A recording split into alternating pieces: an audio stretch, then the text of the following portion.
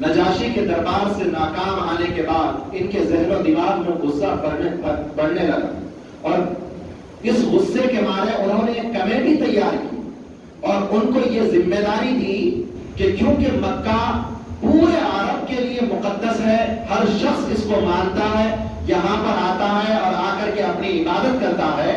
تو لہٰذا اب آپ کا کام یہ ہے کہ اطراف مکہ کے اندر جس طرف سے لوگ مکہ کے حرم کے اندر داخل ہوتے ہیں ان جگہوں پر آپ کو پہرہ داری دینی ہے کہ کسی بھی قسم کا کوئی بھی قبیلے کا ذمہ دار آدمی آئے تو آپ ان کو سمجھا دیں کہ آپ مکہ کے اندر داخل ہوں تو اپنی عبادت کریں، اور ایک شخص جو محمد نامی ہے آپ اس کے کسی قسم کی بات نہ سنیں صلی اللہ علیہ وسلم، وہ کچھ بھی کہے آپ اس پر توجہ نہ دیں۔ انہی لوگوں میں سے ایک نام حضرت طفیل بن عمرو دوسی کا، یہ یمن کے رہنے والے ہیں، خوش لباس ہیں، بہترین جانکار ہیں، اس زمانے کے عالموں میں سے، دوسرا ہے کہ خاندانی لوگوں میں سے اور سردار ہیں اپنے قبیلے کے۔ چنانچہ ان سے بھی وہاں ملاقات ہوئی تو وہ لوگ جن کو اس ڈیوٹی پر رکھا گیا تھا کہ آنے والے کو سمجھایا جائے کہ محمد کے قریب بھی نہ جائے، ان کو بھی سمجھایا گیا، پڑھایا گیا اور خوب اچھی طریقے سے ان کو تیار کر دیا گیا کہ آپ جائیں اپنا کام کر کے واپس وہاں سے لوٹ جائیں۔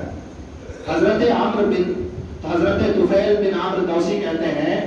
کہ میں 3-4 دن تک اپنے کانوں پر روئی ٹھوس کر تب جاتا تھا اور طواف کعبہ کرنے کے بعد واپس آ جاتا تھا، لیکن ایک دن خدا کا کرنا ایسا ہوا، قدرت کو کچھ اور منظور تھا کہ میں نے جو کان میں روئی ٹھوسی تھی وہ روئی ہلکی اندر گئی، جس کے بنا پر آپ علیہ السلام جو قرآن پاک پڑھتے یا جو ذکر و اذکار کرتے یا جو بات لوگوں کو سمجھانے کی کوشش کرتے وہ بات میرے کانوں پر پڑی۔ ان باتوں نے مجھے اتنا متاثر کیا کہ میں آپ علیہ السلام کے پاس جانے پر مجبور ہو گیا۔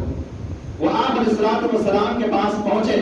اور پہنچنے کے بعد انہوں نے ساری بات بتائی کہ کفار و مشرکین نے مجھ سے یہ کہا ہے کہ آپ کے قریب نہ جائیں، اس طرح نہ کریں، اس طرح نہ کریں، لیکن کیونکہ میں آپ کی بات سن چکا ہوں اور خود ایک جانکار، عقل مند، سمجھدار آدمی ہوں، مجھے آپ کی باتوں سے ہدایت کی اور رہنمائی کی اور صحیح دین اور صحیح مسلک کی ترجمانی معلوم ہوتی ہے، لہٰذا آپ مجھے بتائیے کہ آپ کیا کہتے ہیں۔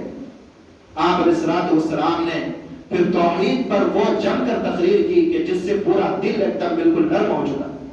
اور پھر آپ علیہ السلام کا مزاج یہ تھا کہ پہلے آپ توحید کے اس بات پر دلائل دیتے، اس پر گفتگو فرماتے، پھر جا کر کے بتوں کی مذمت اور اسی طریقے سے باطل مذہبوں کی تردید فرماتے۔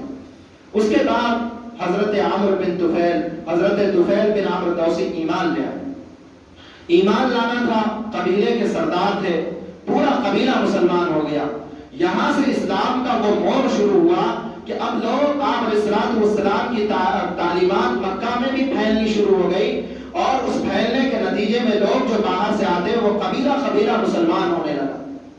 اب کفار و مشرکین کے ذہن و دماغ کے اندر یہ بات آ گئی کہ اب ہماری چودراہٹ بالکل خطرے میں ہے، اور اس وجہ سے بھی انہیں اسلام ناپسند تھا کہ جب ہم اسلام قبول کر لیں گے تو حالت یہ ہوگی کہ یہ عمار، یہ یاسر اور یہ بلال جو ہمارے غلام ہیں، وقت آئے گا کہ وہ ہمارے ساتھ بیٹھیں گے، جس طریقے سے آج بلال حضرت ابو بکر کے ساتھ، عمر کے ساتھ، اور اسی طریقے سے جو آزاد اور کفار و قریش کے سردار تھے ان کے ساتھ ایمان لانے کے بعد بیٹھ رہے ہیں، کل جب ہم ایمان اگر لے کر آئے تو ہمارے ساتھ یہ بیٹھیں گے، یہ چیز ہمیں کبھی گوارا نہیں۔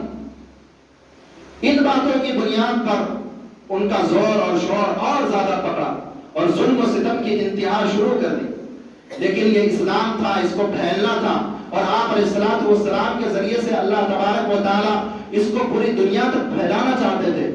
اسی کشم کے اندر آپ علیہ السلام کے نبوت کے 11 سال پورے ہونے لگے۔ 11